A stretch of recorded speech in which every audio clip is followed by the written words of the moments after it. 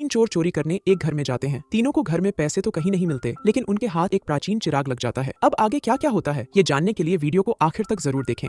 देर रात को एक गाड़ी तेजी से आगे बढ़ रही थी। इस गाड़ी में तीन बदमाश थे जो आज लूटमार करने जा रहे थे। कुछ ही देर बाद तीनों बदमाशों ने अपनी गाड़ी रोक दी और तीनों एक घर की तरफ बढ़ने लगे। ये घर एक बुजुर्ग अरेबियन महिला का था जिसका नाम जिया था। तीनों बदमाश एक खिड़की तोड़कर घर में दाखिल हो गए थे, जबकि बुजुर्ग जिया नींद में थी। जिया का घर किसी म्यूजियम से कम नहीं था, क्योंकि उसके घर में बहुत सारी प्राचीन चीजें थी। जब चोरों को घर में कहीं भी पैसे नहीं मिलते तो वो जिया के कमरे की तरफ बढ़ने लगे। उनके कदमों की आहट सुनकर अब जिया भी जाग गई। तीनों बदमाश उसके पास आकर उससे पैसों के बारे में पूछते हैं। जिया के पास पैसे नहीं थे, इसलिए वो कुछ नहीं बताती और बदमाश उसे मारने लगते हैं। मारपीट के बाद भी जब बदमाशों के हाथ कुछ नहीं लगता तो ऐश को बहुत गुस्सा आता है। वो गुस्से में आकर एक दीवार तोड़ने लगा और ये देखकर जिया बेहद घबरा गई। जल्दी ही ऐश को पता चल जाता है कि दीवार खोखली है, जिस कारण वो दीवार पर कई हमले करता है। जिया अब बेहद डर चुकी थी। जल्दी ही ऐश ने काफी दीवार तोड़ दी, जिसके बाद उसे एक बॉक्स मिलता है। बॉक्स को ऐश के पास देखकर जिया बहुत ज्यादा डर गई। अब ऐश जल्दी जल्दी बॉक्स का लॉक तोड़कर उसमें से एक प्राचीन चिराग निकालता है। चिराग बाहर आते ही जिया का कंगन चमकने लगा। पुराना चिराग देखकर ऐश को इतना गुस्सा आता है कि वो गुस्से में आकर जिया को मार ही देता है। जिया की मौत के साथ ही उसका कंगन भी अपने आप खुल जाता है। अब ऐश और जिम्मी चिराग खोलने लगे, लेकिन वो उसे खोल नहीं पाते। रिया दोनों का मजाक उड़ाने लगी, लेकिन उसकी बातें अनसुनी कर ऐश कहता है, तुम दोनों दूसरे कमरे की तलाशी लो, शायद वहाँ कुछ पैसे मिल जाएं और हमारी दिहाड़ी बन जाए। ऐश की बात मानकर दोनों दूसरे कमरे में आ गए, जबकि उधर ऐश चिराग को रगड़ने लगा था, लेकिन फिर भी कुछ नहीं होता। अब वो चिराग का मुंह खोल देता है और तभी उसमें से धुआं निकलने लगा। उधर जिमी और रिया के हाथ शराब की बोतलें लग जाती हैं और वो उन्हें एक बोरी में डालने लगते हैं। दूसरी तरफ चिराग से धुआं निकलता ही जा रहा था, जिसे देखकर ऐश हैरान हो गया। उधर जिमी और रिया बाहर आकर पानी में मस्ती करने लगे थे। दूसरी तरफ ऐश अभी भी धुआं निकलता देखकर हैरान था। असल में चिराग का जिन आजाद हो गया था और वो सीधा जिया की लाश में चला जाता है। धुआं बंद होने के बाद ऐश फिर से पैसे ढूंढने लगा। इसी बीच वो जिया का कंगन उठाने की कोशिश करता है और तभी जिया उसे मार देती है। अब जिया के शरीर से निकलकर जिन सीधा पानी में जाता है। पहले वो जिमी को मारता है और फिर रिया को भी बेरहमी से खत्म कर देता है। अगले दिन पुलिस भी जिया के घर पहुंच गई। एक डिलीवरी बॉय जिया को राशन देने आया था और उसी ने लाशें देखकर पुलिस को बुलाया था। पुलिस को कुछ समझ नहीं आ रहा था कि घर में चार चार कत्ल कैसे हुए और ये कत्ल किसने किए। पुलिस को भी घर में कई प्राचीन चीजें दिखती हैं। जिया का कोई परिवार नहीं था, इसलिए पुलिस ने फैसला किया कि वो जिया का प्राचीन सामान म्यूजियम में भेज देंगे। कुछ ही देर बाद जिया का प्राचीन सामान म्यूजियम में पहुंच गया। अब सामान को दो आदमी देखने लगे और उनके हाथ चिराग लग जाता है। ये दोनों आदमी इतिहास की छानबीन करते थे। सफेद कोट वाले का नाम विलियम, जबकि नीले वाले का नाम मेस्सी था। चिराग को देखने के बाद वो उसकी कुछ तस्वीरें खींचने लगे। इसी बीच विलियम की बेटी नीना भी वहाँ पहुँच जाती है। विलियम और नीना आज बाजार जाने वाले थे, लेकिन विलियम जिया का प्राचीन सामान देखना चाहता था। वो बाजार जाने से मना कर देता है, जिस कारण नीना उदास हो गई थी। उदास होकर नीना विलियम से कहती है, आप मुझे बिल्कुल भी वक्त नहीं देते। अगर आज मेरी माँ जिंदा होती तो मैं आपसे वक्त भी ना मांगती। मेरी इच्छा है कि आप मर जाएं, ताकि मैं आपसे कोई उम्मीद भी न रखूं। नीना की बात सुनकर विलियम दुखी हो गया था, जबकि चिराग का जिन उनकी हर बात सुन रहा था। अपनी गलती मानकर विलियम कहता है, मुझे माफ कर दो मेरी बेटी, हम अभी बाजार जाएंगे। दोनों बाप बेटी का समझौता होने के बाद मैसी विलियम से कहता है, अब हमें केमिकल तैयार करना चाहिए ताकि हम चिराग पर केमिकल लगाकर उसकी उम्र पता कर सकें। मैसी की बात सुनकर विलियम उसके साथ चला जाता है। उनके जाते ही नीना चिराग को देखने लगी। चिराग देखने के बाद वो जिया का बाकी सामान भी देखती है। सामान देखते देखते नीना की नजर जिया के कंगन पर पड़ती है। कंगन अभी भी चमक रहा था। नीना कंगन उठाकर जैसे ही उसे पहनती है तो उसी पल चिराग को कुछ होने लगता है। अब नीना कंगन उतारने की कोशिश करती है, लेकिन वो उतर ही नहीं रहा था। इसी बीच उसकी नजर चिराग पर पड़ती है और उसकी हलचल देखकर वो हैरान हो जाती है। अब वो कुछ सोचकर चिराग उठाती है और फिर उसे रगड़ने लगती है। नीना ध्यान से चिराग को देख रही थी। इसी बीच विलियम उसके पास आता है और दोनों बाजार चले जाते हैं। अब कहानी अगले दिन से शुरू होती है। विलियम और नीना घर में नाश्ता कर रहे थे। नाश्ता करने के बाद विलियम काम पर चला जाता है, जबकि नीना घर के काम करने लगती है। काम करते करते उसे एक गाड़ी की आवाज सुनाई देती है। ये गाड़ी नीना के प्रेमी की थी, जिसका नाम सैम था। अब नीना उसके पास आकर बैठती है और दोनों कॉलेज की तरफ बढ़ने लगते हैं। दूसरी तरफ मैसी और विलियम को पता चल चुका था कि चिराग 5000 साल पुराना है। दोनों ने इस पर केमिकल लगाया था और उसी से इन्हें चिराग की उम्र का पता चला था। दोनों अब चिराग के बारे में गहराई से जानना चाहते थे, ताकि उन्हें चिराग की हर बात पता चल सके। उधर नीना अपने कॉलेज में पहुंच गई थी। नीना के कई दोस्त थे और सभी लोग ट्रिप पर जाने की बात कर रहे थे। इनका कॉलेज ट्रिप ले जाने वाला था और ये ट्रिप म्यूजियम का था। थोड़ी ही देर बाद कॉलेज की ट्रिप म्यूजियम में पहुंच गई। इस ट्रिप में नीना और सैम भी थे। विलियम सभी को प्राचीन चीजें दिखा रहा था और नीना भी उसकी मदद कर रही थी। इसी बीच नीना सभी से छुपकर फिर से चिराग के पास आती है। वो चिराग को पहले रगड़ती है और फिर उसका मुंह खोल देती है। मुंह खुलते ही चिराग का जिन आजाद हो गया और इस बार वो नीना के अंदर चला जाता है। कुछ ही पलों बाद नीना ठीक दिखने लगी, जिसके बाद वो अपने साथियों के पास आ गई थी। उसके ग्रुप में 2 और लड़कियां भी थीं और उनके साथ उनके प्रेमी भी थे। नीना सभी से कहती है कि इस बार हम वीकेंड यही म्यूजियम में ही मनाएंगे। हम पूरी रात म्यूजियम में रहेंगे रहेंगे और एक दूसरे का पानी निकालेंगे। नीना की तरह बाकी लड़कियां भी प्यासी थीं, इसलिए वो भी उसकी बात मान जाती हैं। कॉलेज के दो बदमाश लड़कों ने उनकी सारी बातें सुन ली थीं। उन दोनों ने भी म्यूजियम में रुकने का फैसला कर लिया। दोनों की नीयत नीना के लिए खराब थी और वो उसके साथ मजे करना चाहते थे। उधर मैसी विलियम को जिया की पुरानी तस्वीर दिखा रहा था। तस्वीर में जिया छोटी नजर आ रही थी और उसके साथ उसकी माँ भी थी। मैसी विलियम को बताता है कि जिया की तरह ही उसकी माँ का भी कत्ल हुआ था। मैसी को ये बात पुराने अखबारों से पता चली थी। तस्वीर में चिराग भी दिख रहा था। दोनों अंदाजा लगाते हैं कि जिसके पास चिराग होता है उसका बुरा हाल हो जाता है। अब मैसी अपनी लैब की तरफ बढ़ने लगा ताकि वो चिराग पर और खोज कर सके, जबकि विलियम फिर से ट्रिप के साथ जुड़ गया था। ट्रिप में मिस मारिया भी आई थी। मारिया नीना की प्रोफेसर थी और उसका चक्कर विलियम के साथ चल रहा था। उधर जिन नीना के शरीर से निकलकर मैसी की लैब में पहुंच चुका था। जिन नजर तो नहीं आ रहा था, लेकिन कमरे में हलचल देखकर